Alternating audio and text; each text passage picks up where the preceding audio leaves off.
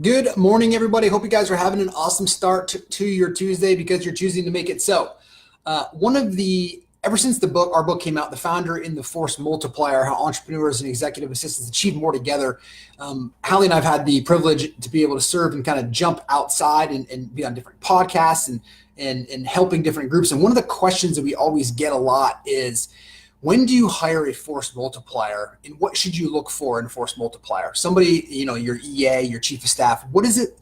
What are you looking for? When do you hire? Now, understand that there's always going to be um, there's always going to be some discomfort or some uneasiness about hiring your first force multiplier, or if you have one, hiring another one, right? Or hiring another position. But understand the only way that you're going to grow your organization is by bringing on people to give them an opportunity to serve in your world, right? You look at somebody like Tim Cook, the CEO of Apple. I mean, how many people does he have around him? Or Google, how many people do they have around them to change the world? Or Elon Musk, how many employees do they have, and how many people around them to help force multiply their life between their EA, right, and their chief of staff? Or the president of the United States, their chief of staff is so important to force multiplying it. What would happen if they didn't have that position? So the question we get is, when do you hire your first multiplier? Number one is, you make this hire before you desperately need them. A lot of people hire out of pain, and what they do is they hire them, and then as soon as they make the hire, they hire the first or second or third person that they see, and then they throw them a book and say, here it is, grab it and just run with it and take over the job. Well, you have to understand that you have to be very prescriptive on this, and you've got to build your bench first, be walking people through the process. I'll give you a funny story about this. First of all, I went through about 6 or 7 different EAs the first couple months that I started in real estate. Back in 2006, I had no idea what I was doing and no idea what I was hiring until ultimately I found Hallie, which I got kind of lucky about, to be honest with you. And she has force multiplied my life and her life and our business together. But you first need to understand, when you make that hire, it's going to feel uncomfortable. What do they do? Why are they doing something that I don't like to do? And all of these things are going on. I don't want to have to ask them to do something at 8 o'clock or ask them to do something personal. But the thing is, if you set the very clear expectations, right, about what should you look for in a force multiplier based on what you need and your expectations of this. I was just going over this morning with a client of mine, and they're making their first big EA hire. And an EA force multiplier for him, not like LM, not TC, for him. And the conversation circle around is, I'm on during the weekends. Do I expect them to be on? I said, well, do you expect them to be on during the weekends? And he said, well, yes. And I said, well, that's fine, as long as there is a clear expectation that person needs to be on when you're on, right? If you don't want them to be on when you're on, then that's different. So the thing is just being very clear on this. So when do you hire your first one? Before you need them. And the thing is, you're not going to just have necessarily $100,000, $50,000, or even 25 grand laying around in your bank account to make this hire. It's going to feel scary. It's going to feel like, I don't know how I'm going to pay for this person, right? Those things are natural. Understand that. We go through this. I made so many hires in my life where I had no idea how I was going to pay for the person. The thing is, if you hire the right person and you have clear expectations, you bring these people in, as you make these hires, what will happen is, they'll give you your time, and they're going to increase your income because you're going to have more productive opportunities to work into your business. So make sure you hire somebody before you need it, which means that you need to be building your bench and being very purposeful in what it is you need. So then the second question is what should you look for in a force multiplier? What you need to look for in a force multiplier is what it is that you need at this moment. Is it really a personal assistant that force multiplies your life? Is it a chief of staff that force multiplies your life?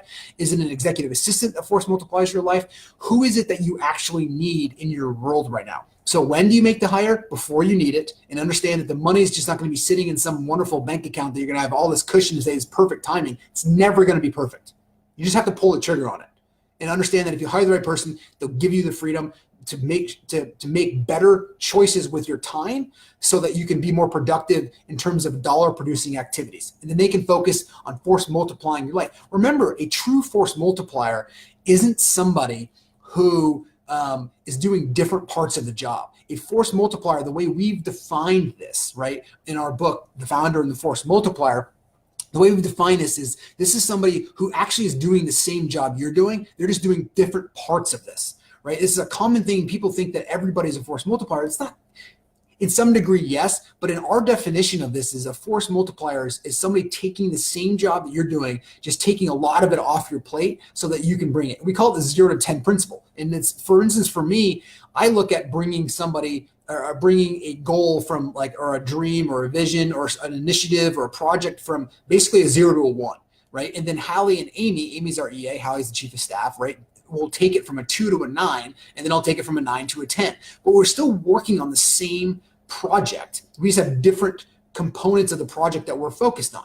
Again, force multiplying the object, the initiative, the project in your business. So that's really the definition of this. So when you hire somebody, hire them before you need it. Understand you're never going to have all the money sitting in the bank account. It's never going to be perfect timing, but make sure if you want to grow your business and you want to add leverage to your life and opportunities in your life, you have to make that hire. So just do it, right? Put it through there, learn, fail, understand that's all amazing opportunity for you to grow personally through the business world, because you now have these wonderful W-2 people in your life, which is completely different than independent contractors. And the relationship that you can build through that is awesome. So just enjoy that process when you make the hire. What is it you look for in this? Is you're looking for somebody, what is it that you really need? Is it, again, I went back to, is it a personal assistant? Is it somebody that's helping with your calendar and your scheduling and you have to give all that stuff up? That's more of on the EA side. Is it somebody that's helping with your family, or is it helping more of a chief of staff that's helping more with your business side of things, that's plugging in all the holes and stuff that you just don't like to do so you can have all this time, which is